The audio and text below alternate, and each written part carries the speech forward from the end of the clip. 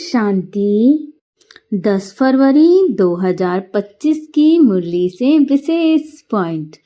तो पहला पॉइंट है, मीठे बच्चे, तुम्हें बाप द्वारा जो अद्वैत मत मिल रही है, उस मत पर चलकर कलयुगी मनुष्यों को सतयुगी देवता बनाने का श्रेष्ठ कर्तव्य करना है। अर्थात बाबा हमें बता रहे हैं कि हमें जो बाबा ज्ञान दे रहे हैं, उस ज्ञान को हमें इस संसार की समस्त आत्माओं तक पहुंचाना है और उसी मत पर चल के हमें ज्ञान को अपने जीवन में धारण करना है और जो भी कलयुगी मनुष्य हैं उनको सतयुगी देवता बनाना है। और जो भी कलयुगी मनुष्य हैं, जब हम उनको बाबा का ज्ञान देते हैं तब वो सतयुगी देवी देवता बनते हैं। तो जब वो सतयुगी देवी देवता बनते हैं और उनको हमने बाबा का ज्ञान दिया है, ये कोई अहंकार की बात नहीं है। आप इसमें अहंकार मत करिएगा। और यदि आप अहंकार नहीं करते हैं तो आपका श्रेष्ठ कर्म बनता है और यही आपका श्रेष्ठ कर्तव्य है। इसीलिए हमें इस संसार की सभी आत्माओं को संपूर्ण प्रयास करना है कि बाबा का हम ज्ञान दें। यदि कोई भी आत्मा बाबा के ज्ञान से जुड़ करके अपना भाग्य ऊंचा बनाती है तो ये हमारे लिए सौभाग्य की बात है कि हम बाबा का ज्ञान पहुंचाने का उस आत्मा तक माध्यम बने। तो हमें कलयुगी मनुष्यों को सतयुगी देवी देवता बनाने का श्रेष्ठ कर्तव्य अवश्य करना है ताकि हम भी अपना भाग्य ऊंचा बना पाए। अगला पॉइंट है, विजय माला में आने के लिए बाप का मददगार बन सर्विस करनी है। एक माशूक के साथ सच्ची प्रीत रखनी है। एक को ही याद करना है। अर्थात यदि हम 108 या फिर 8 की माला में आना चाहते हैं तो हमें बाबा का मददगार बनने की सर्विस अवश्य करनी है। वैसे तो इस संसार को चलाने वाला स्वयं बाबा है, उसे हमारे किसी मदद की कोई आवश्यकता नहीं है।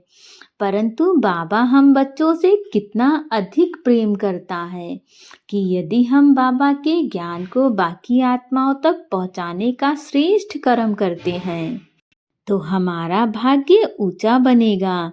इसीलिए बाबा हम बच्चों को वो मौका दे रहे हैं ताकि कोई भी आत्मा जैसा चाहे वैसा अपना भाग्य बना सके।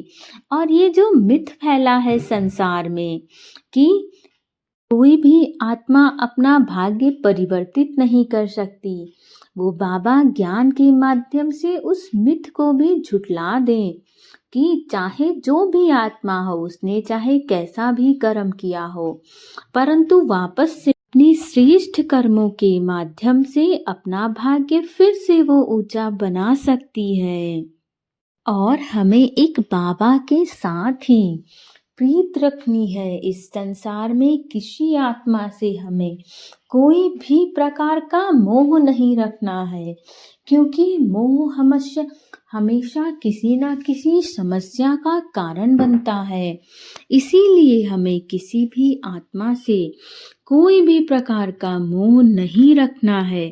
एक अपने मीठे बाबा से ही सच्ची प्रीत रखनी है, क्योंकि वो ही हमें इस भवसागर रूपी नाव से यूं ही बाहर ले जा सकते हैं।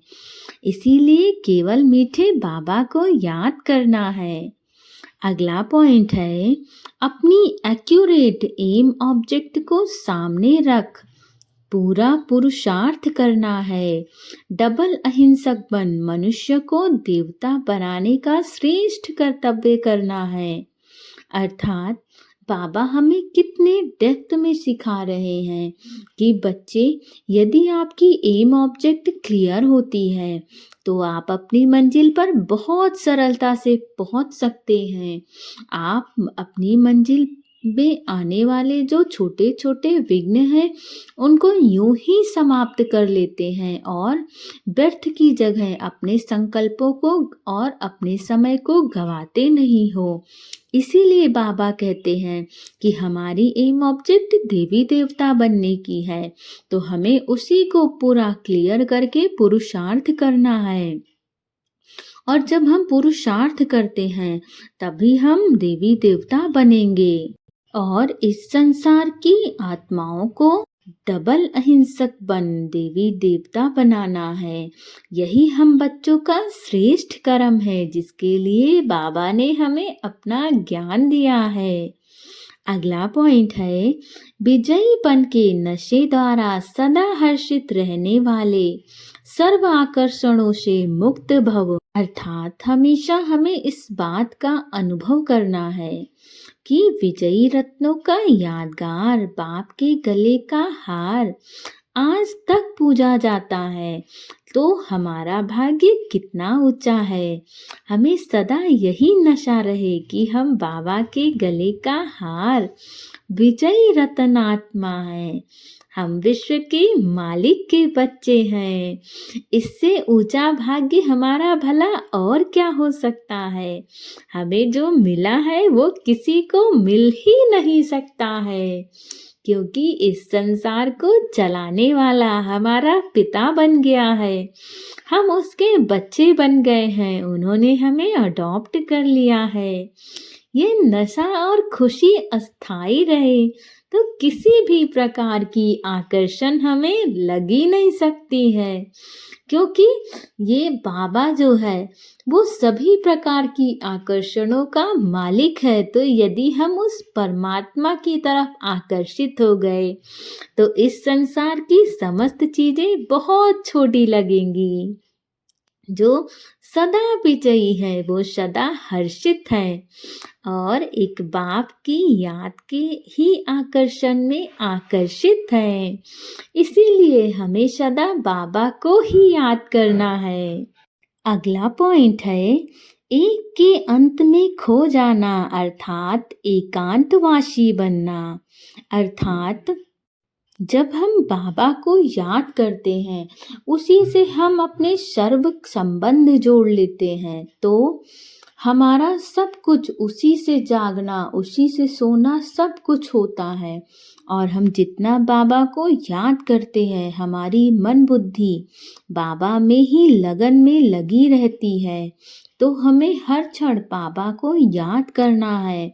और जब हमारा मन बुद्धि सदैव बाबा की लगन में लगा रहता है तो हमारी बुद्धि व्यर्थ की जगह जाती नहीं है, हमारा मन एकाग्र रहता है। और यकीन मानिए इस संसार में एकाग्र मन कुछ भी कर सकता है। ओम शांति।